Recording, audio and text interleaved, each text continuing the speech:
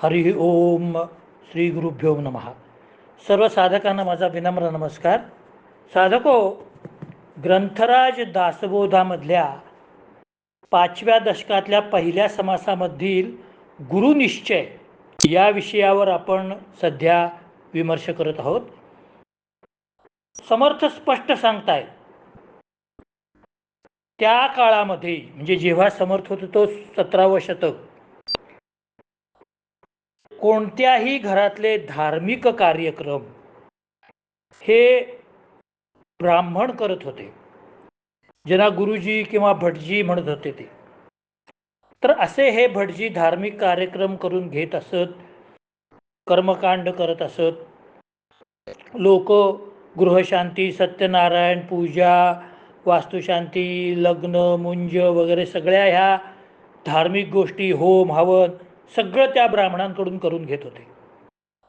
पण समर्थांचं म्हणणं असं आहे की अशा प्रकारची कर्मे केल्यामुळं कदाचित पुण्य मिळेल, पण तुम्हाला आत्मज्ञान होणार नाही. याचं कारण असं आहे की गृहस्थाश्रमामध्ये जी करायची कर्म आहेत ती तुम्ही भटजींच्या किंवा ब्राह्मणांच्या सहाय्याने करू शकाल, पण तुम्हाला जर आत्मज्ञान पाहिजे असेल तर तुम्हाला गुरुकडेच जावं लागेल. समर्थ म्हणतात, कार्तिक स्नाने माघ स्नाने व्रते उद्यापने दाने गोरांजने धूम्रपाने साधिती पंचाग्नी हरिकथा पुराण श्रवण आदरे करीती निरूपण सर्वतीर्थे परम कठीण फिरती प्राणी झळफळीत देवतार्चने स्नाने संध्या दर्भासने टिळामाळा गोपीचंदने ठसे श्रीमुद्रांचे अर्धपात्रे संपुष्ट गोकर्णे मंत्रयंत्राची ताम्रपर्णे नाना प्रकारची उपकरणे साहित्य शोभा घंटा घणाघणा वाजती स्तोत्रे स्तवने आणि स्तुती आसने मुद्रा ध्याने करीती प्रदक्षिणा नमस्कार पंचायतन पूजा केली मृत्तिके लिंगे लाखोली बेले नारळे केळे भरली संपूर्ण सांग पूजा. आता समर्थ कायच म्हणतात की सर्वसामान्य माणसं काय करतात. आता ज्या मी ह्या ओव्या वाचल्या त्याच्यामध्ये समर्थांनी असं सांगितलेलं आहे की सर्वसामान्य माणसं हलक्या दर्जाची मामूली साधनं वापरतात, पण त्यामुळे सद्गुरु कृपा होत नाही. कोणी कार्तिक स्नान करतं, कोणी माघ स्नान करतं, कोणी व्रत उद्यापन करतं, कोणी दान करतं, कोणी कुठल्या प्रकारचं पंचाग्नी साधन करतं, कोणी झाडाला उलटं टांगून घेतं, कोणी सूर्याचा ताप सहन करतं, हरिकथा पुराण श्रवण करतात, प्रवचने करतात, तीर्थयात्रा करतात, अगदी व्यवस्थित पूजा करतात, गोपीचंदनाचे टिळे लावतात, वैष्णव ताम्र मुद्रा अंगावर उमटून घेतात. त्याने काही परमार्थ घडेलच असं नाही. देवासाठी भारीतली भांडी खरेदी करतात, अनेक प्रकारची लहान मोठी भांडी पूजेसाठी ठेवतात, घंटा वाजवतात, मोठमोठ्याने स्तोत्र म्हणतात, ध्यान लावून बसतात, पंचायतनाची पूजा करतात, कोणी शाळीग्राम, कोणी गणपती, कोणी सूर्य देवी, असंख्य प्रकारचे पदार्थ ठेवतात, बेलफळ वाहतात, नारळ वाहतात, फुलं वाहतात, बेलपत्र वाहतात, सगळं करतात, उपवास करतात. परंतु या सगळ्यांनी कदाचित लौकिक सुख मिळेल, थोडंसं पुण्य पदरात पडेल,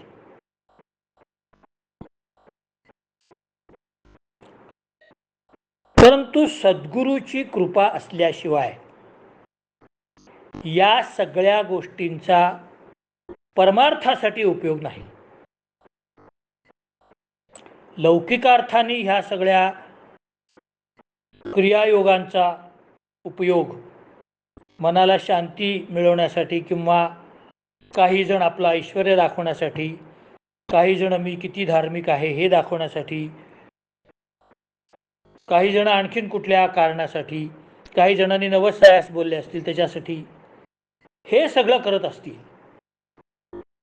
परंतु मूळ जे आत्मज्ञान आहे त्या आत्मज्ञानाचं काय? तरी सद्गुरु कृपेविरहित सर्वथा न घडे स्वहित, येमपुरीचा अनर्थक चुकेना. एवढं सगळं केलं तरी सद्गुरूची कृपा झाल्याशिवाय आत्महित होत नाही, आत्मज्ञान होत नाही. आणि ते जोपर्यंत होत नाही तोपर्यंत यमपुरीच्या यातना चुकत नाही. 14 विद्या समजा एखाद्याने प्राप्त करून घेतल्या तरी तो माणूस अज्ञानाच्या कक्षेतून बाहेर पडत नाही. योगाचा अभ्यास केला, शरीराच्या मनाच्या वाणीच्या शक्ती वाढल्या, पण अज्ञान असेल तर त्याचे कर्म पूर्ण होत नाही, त्याचा जन्म सार्थक होत नाही. जव नाही ज्ञानप्राप्ती तव चुकेना यातायाती, गुरुकृपेविना अधोगती गर्भवास चुकेना. काय सांगतात बघा, जोपर्यंत ब्रह्मज्ञान प्राप्त होत नाही, ध्यान धारणा मुद्रा आसन भक्ती भाव भजन या सगळ्या गोष्टी गुरुकृपेशिवाय आणि ब्रह्मज्ञानाशिवाय व्यर्थ ठरतात. भक्तीचे नियोगे देव निश्चये पावती मानव, हे समजून सांगण्यासाठी समर्थांनी आत्मज्ञानाचं महत्त्व किती सांगितलंय ते आपण ध्यानात घेतलं पाहिजे. प्रपंचात काय आणि परमार्थ काय, विवेक आणि ज्ञान या गोष्टीची खरी किंमत आहे. कर्माने कष्ट पदरात पडतात आणि जीवन अर्धविकसित राहतं. म्हणजे कसं, काही आंब्याची झाडं ही अशी असतात की त्या झाडांचे आंबे पूर्ण पिकतच नाहीत, पाडाला येतात आणि पडून जातात. हे असं का होतं? कारण त्याच्या मुळाशी जेवढं पाणी पोचायला पाहिजे, त्याच्या मुळाशी काही खत वगैरे घालायला पाहिजे, त्याची मुळं ही निर्दोष असली पाहिजे, तशी ती नसतात. मग तो पाडाला येईपर्यंतच तो आंबा राहतो, पूर्ण पिकत नाही. तसं माणसाच्या आयुष्याचं आहे.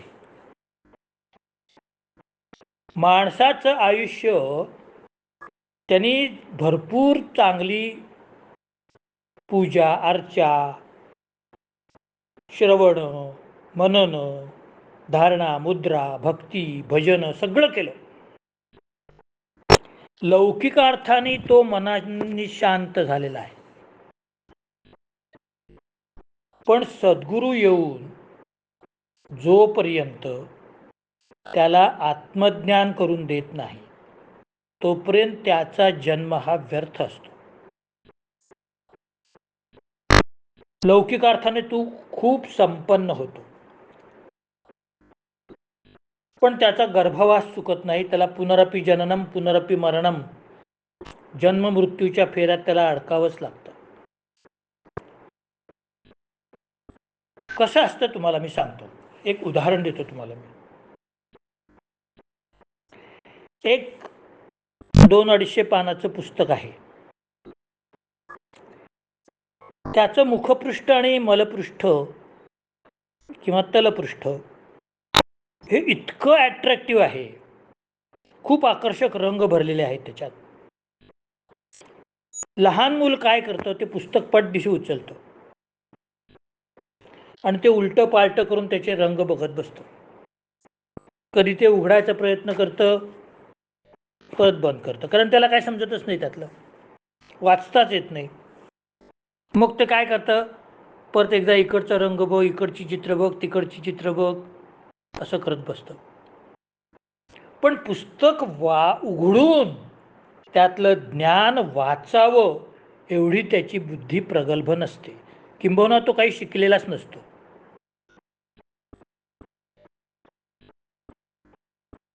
परंतु एखादा मनुष्य जो सद्गुरूची कृपा लाभलेला आहे, सद्गुरूकडून शिक्षण घेतलेलं आहे, संत आहे, महंत आहे, साधू संतांच्या संगतीत वाढलेला आहे, अहंकार विरहित आहे, तो काय करतो? तो पुस्तक उघडतो, मुखपृष्ठ 1 सेकंदभर पाहतो आणि पुस्तक उघडतो आणि त्यातलं प्रत्येक पान आणि पान वाचून समजून घेतो. म्हणजे आत्मज्ञान संपादन करून घेतो. लहान मुलासारखं वरचेवर नुसते आकर्षक रंग बघत बसत नाही.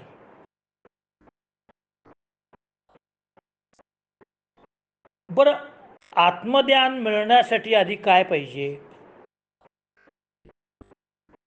आत्मज्ञान मिळवण्याची तळमळ पाहिजे, पहिली गोष्ट.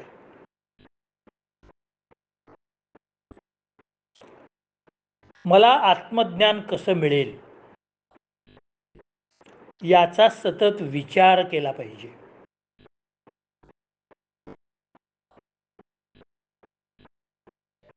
मग कसं असतं, विद्यार्थ्यांना मी नेहमी एक गोष्ट सांगतो की तुम्हाला जर एखादा चॅप्टर कळला नसेल किंवा येत नसेल तर तो आपल्याला येत नाही याबद्दलची एक अस्वस्थता तुमच्यामध्ये असली पाहिजे. नाही, हा चॅप्टर मला कळला पाहिजे, हे प्रकरण मला कळला पाहिजे, हा टॉपिक मला कळलाच पाहिजे, ही अस्वस्थता असली पाहिजे. ती जर अस्वस्थता नसेल तर तो टॉपिक आपल्याला कळावा अशी तुम्हाला कधी बुद्धीच होणार नाही. तसं आत्मज्ञानाची तळमळ असली पाहिजे. आत्मज्ञान मला नाही याची अस्वस्थता वाटली पाहिजे. आणि आत्मज्ञानाबद्दलची अस्वस्थता जेव्हा तुमची वाढते तेव्हा तुम्ही सद्गुरूच्या शोधामध्ये बाहेर पडता. कारण आत्मज्ञान मिळवण्याच्या पुढे तुम्हाला इतर सगळ्या गोष्टी तुच्छ वाटायला लागतात.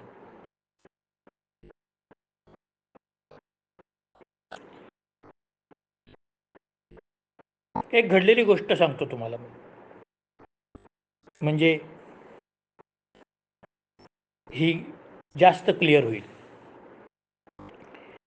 एक माझ्या मित्राचा एक 7-8 वर्षाचा मुलगा होता, अतिशय श्रीमंत खानदानी. त्याचा त्याने 10वा वाढदिवस जोरात करायचं ठरवलं. अर्थात आम्हाला सगळ्या मित्रांना आमंत्रण होतंच. त्याच्या लेव्हलचे सगळे श्रीमंत मित्र, त्याला कोणी सोन्याचं कडं दिलं, कोणी चांदीचं काय दिलं, कोणी अमुक काय दिलं. मी म्हणलं आपण काय द्यायचं त्याला. मग मी काय केलं, एक अतिशय चांगल्यापैकी भारीतली बॅट आणि एक चांगल्यापैकी टेनिसचा चेंडू घेतला आणि टम्स घेतले, एक क्रिकेटचा सेट घेतला थोडक्यात, आणि तो व्यवस्थित पॅक करून त्याच्या वाढदिवसाला मी गेलो आणि त्याला दिलं. त्या पठ्ठ्यानी आत्तापर्यंत आणलेल्या सगळ्या सोन्या चांदीच्या गोष्टी ढकलून दिल्या तिकडं वडिलांकडं, आणि ते बॅट टम्स घेऊन पळाला. त्याचे पप्पा म्हणाले, अरे अरे अरे, हे काय, हे सगळं काय माझ्याकडे देऊन टाकलंस? नको, मला ते नको म्हणला. काय ते, मला गळ्यातली चेन नको, अंगठी नको, काय नको, काय नको, कडं नको, मला हे पाहिजे म्हणला, बॅट बॉल. आता सगळ्याने आणलेली याची किमती त्या काळामध्ये 2,000, 3,000, 4,000. मी 500 रुपयात सगळा सेट घेतला होता त्या काळात. ही जुनी गोष्ट आहे, ती 30 वर्ष झाली त्याला. म्हणजे काय झालं महाराज, त्या मुलाला काय पाहिजे आणि ते मलाही परवडायला पाहिजे याचा विचार करून मी त्याला बॅट बॉल दिला. आणि त्या वयामध्ये 10 वर्षाच्या मुलाला ते सोनं चांदी ह्या गोष्टी बॅटबॉल समोर सगळ्यात तुच्छ वाटल्या. त्याचं खेळायचंच वय आहे. तसं जेव्हा आत्मज्ञान सांगणारा गुरु तुम्हाला भेटेल तेव्हा प्रपंचातल्या सगळ्या इतर गोष्टी तुम्हाला तुच्छ वाटायला लागतील.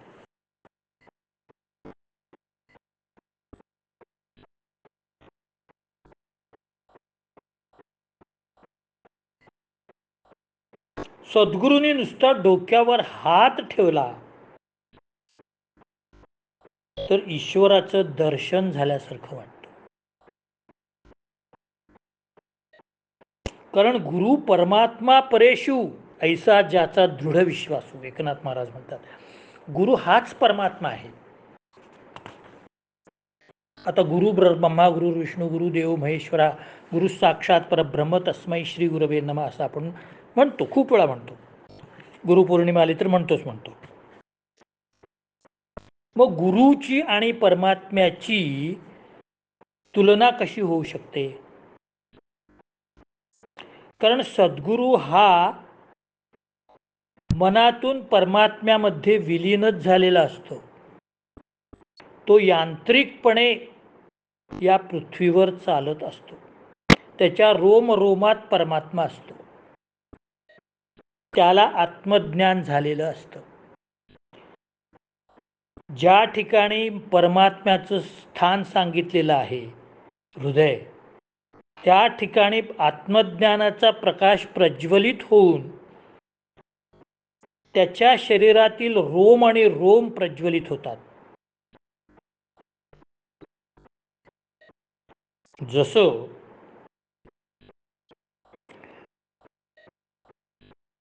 लाईटची माळ असते, दिवाळीत आपण लावतो लाईटची माळ, छोटे छोटे छोटे बल्ब असतात, खूप रंगीबेरंगी असतात. एकच बटन दाबलं की सगळे एकदम लागतात.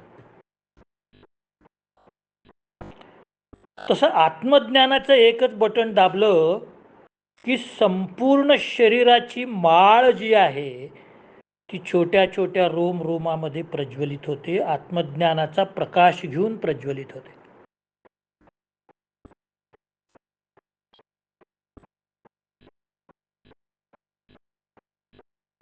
मग अशी गुरु सद्गुरु जादू काय करतात की जेणेकरून आत्मज्ञान प्रकट होईल? ते जीवाला वरच्या पातळीवर उचलून घेतात आणि ईश्वराच्या दर्शनासाठी आपल्याला इलिजिबल करतात, म्हणजे योग्य करतात. ती अर्हता प्राप्त करून देतात. आताच्या भाषेत इलिजिबल. साधू संतांनी सद्गुरूचं दास्य केलेलं आहे. प्रत्येक संताला, ज्ञानेश्वर माऊलींना निवृत्तीनाथ आहेत, एकनाथ महाराजांना जनार्दन स्वामी आहेत. असं प्रत्येक संतांनी एक एक गुरु केलेलाच आहे. दत्ताने 21 गुरु केले, कारण प्रत्येक 21 लोकांमध्ये त्यांना कुठला तरी एक गुण घेण्यासारखा वाटला. भागवतामध्ये उल्लेख आहे.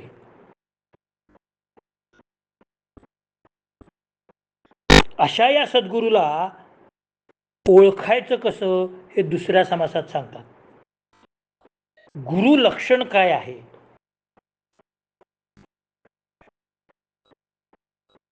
आपण आत्मज्ञानाच्या शोधात निघालेलो आहोत.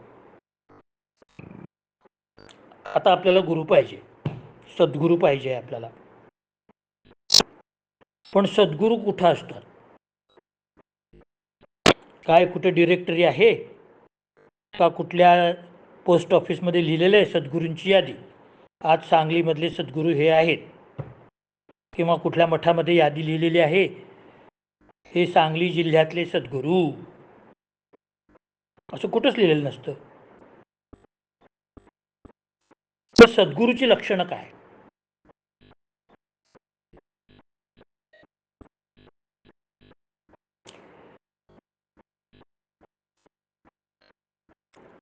सद्गुरू म्हणजे पहिल्यांदा जो अभ्यासू वृत्तीचा आहे, गुरु शिष्य परंपरेने राहणारा आहे, अध्यात्म ज्ञानाच्या क्षेत्रात भारतभर त्यांनी भ्रमण केलेलं आहे.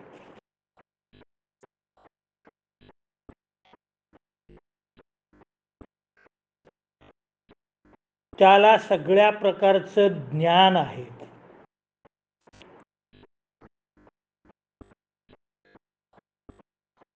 सद्गुरू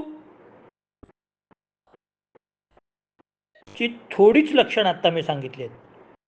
पण समर्थाने काय केलंय, सद्गुरू कुणाला म्हणू नये हे आधी सांगितलंय.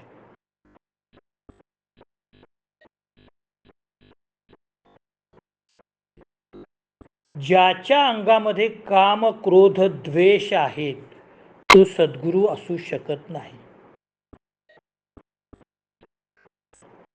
जो व्यवहार करताना काम क्रोधादीचा आभास निर्माण करतो तो सद्गुरू असत नाही.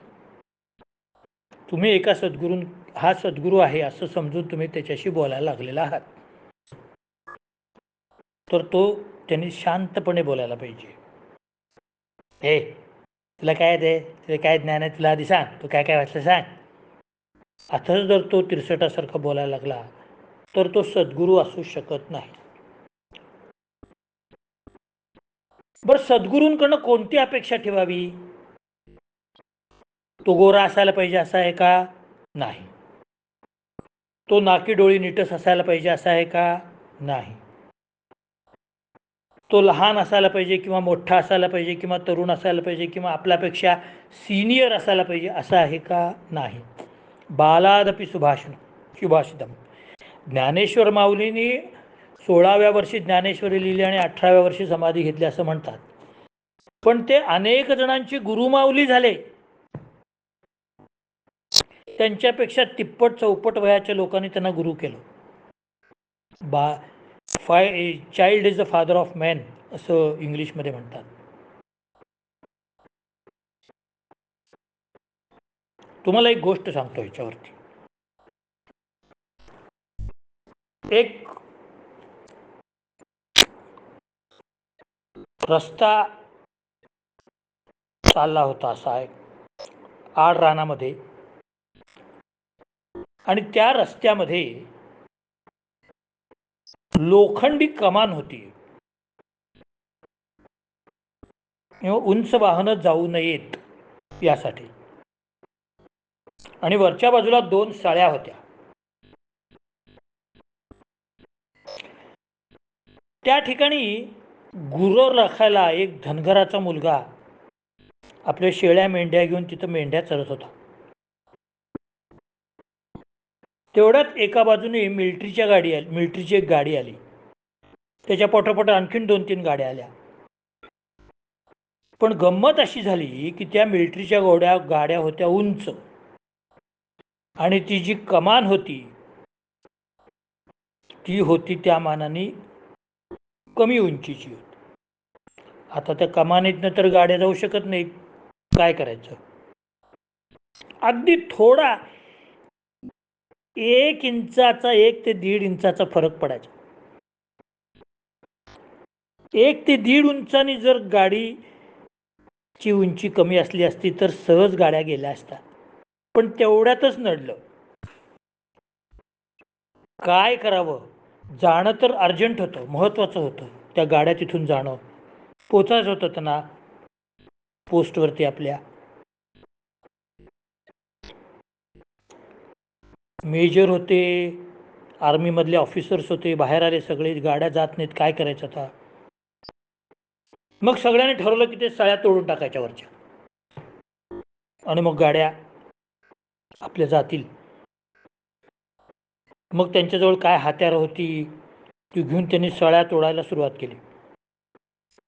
हे सगळं तो गुराखी धनगर शेळ्या मेंढ्या पाळणारा तो पाहत होता. त्यांचं काय चाललंय, तो त्याचा रोजचाच तो भाग होता. रोजच तिकडे येत होता. तो पळत पळत पळत तिकडे गेला. त्या मिलिटरीतल्या ऑफिसरना म्हटला की अहो साहेब साहेब थांबा म्हटला, सळ्या नका तोडू म्हटला तुम्ही. ते ऑफिसर म्हणले, ए तुला काय करायचं आहे, एवढासा पोरगा तू आम्हाला शहाणपणा शिकवतोस. तो म्हणला माझा ऐका जरा, सळ्या तोडू नका. सळ्या तोडू नको तर काय करू, त्या गाड्या कशा जाणार खालनं. त्या गुराख्याच्या एवढ्याशा पोरांनी कधीही तो शाळेत गेला नव्हता, आयुष्यात शाळेचं तोंड बघितलं नव्हतं. तो म्हणाला सळ्या तोडू नका, तुमच्या गाड्यांची उंची कमी करायची आहे ना, मी करतो म्हटला. ते मेजर वगैरे सगळे म्हणले मूर्ख आहेस का तू, गाड्यांची उंची कशी कमी करता येईल. तो म्हणाला तुमच्या गाड्यांच्या चाकामधली अर्धी अर्धी हवा काढा, तुमच्या टायरची उंची कमी होईल, त्यासोबत गाड्याची पण उंची कमी होईल, आणि मग बघा गाड्या जातात का नाही ते. अरेच्छा मारी म्हणले. मेजरने भरा भरा भरा भरा चारी चाकातल्या हवा कमी केल्या. एक गाडीवर प्रयोग करून बघूया म्हटले.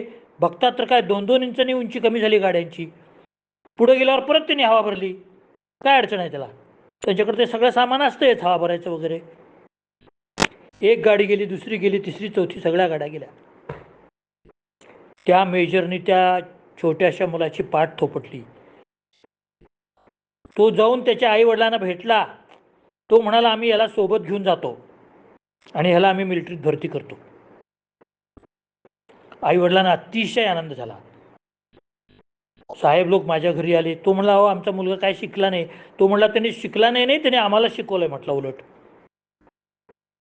म्हणजे गुरु कसा असतो, एवढं सगळं सांगायचं तात्पर्य काय, त्या क्षणापुरता तो लहान मुलगा एवढे मोठे मेजर आणि सुपरिटेंडंट ह्यांचा तो गुरु झाला.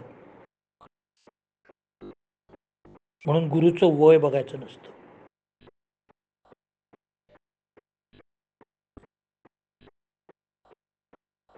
गुरुची भाषा कशी आहे, गुरुचे नातेवाईक कोण आहेत हे बघायचं नसतं.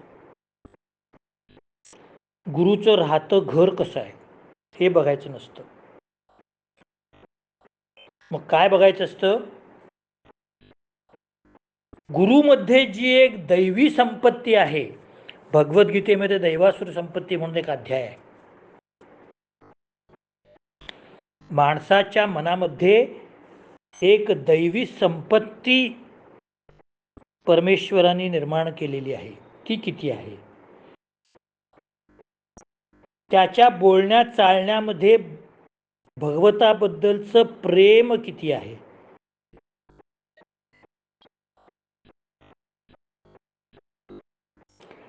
साक्षात सद्गुरू ही कृतीच मुळात भगवंताची लीला असते. एक छानपैकी विषय समर्थाने या ठिकाणी सद्गुरूचं लक्षण करताना सांगितलेलं आहे. जसा एक पट्टीचा शिल्पकार किंवा मूर्तिकार एक अप्रतिम अशी मूर्ती घडवतो किंवा अप्रतिम शिल्प घडवतो, तसं या सद्गुरूची मूर्ती किंबहुना हा सद्गुरू म्हणजे ईश्वराची एक कलाकृतीच असते. ईश्वराने ओतप्रोत आपलं कौशल्य पणाला लावून सद्गुरूला घडवलेलं असतं, तेव्हा तो सद्गुरू असतो.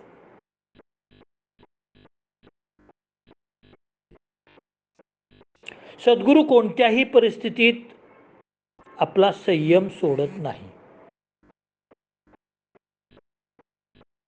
संस्कृतमध्ये एक सुभाषित आहे, उदये सविता रक्ता रक्तश्च हस्तमने तथा संपत्तौच विपत्तौच साधूनाम एकरूपता. सूर्य जेव्हा उगवतो तेव्हाही तांबूस असतो. सूर्य बुडताना म्हणजे मावळताना सुद्धा तांबूसच असतो. तसं या सद्गुरूचं असतं.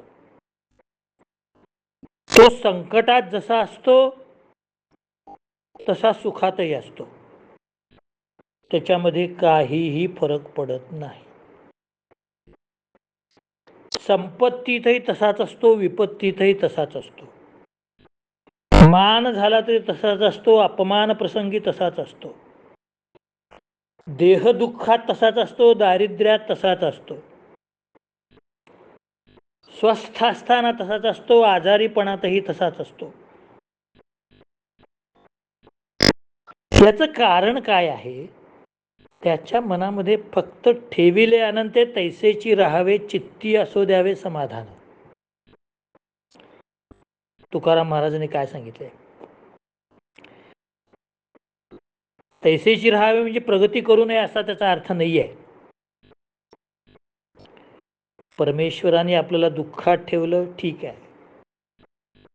सुखात ठेवलं, ठीक आहे. आजारपण दिलं, ठीक आहे. एकदम हेल्दी बॉडी दिली, ठीक आहे. कोणत्याही गोष्टीमध्ये ओव्हर रिॲक्ट व्हायचं नाही. त्याचा अर्थ तो चित्ती असो द्यावे समाधान. आणि हे सद्गुरूचं लक्षण आहे. आता उरलेली गुरुलक्षणं आपण उद्या पाहूया. राखी पौर्णिमेच्या सगळ्यांना मी शुभेच्छा देतो.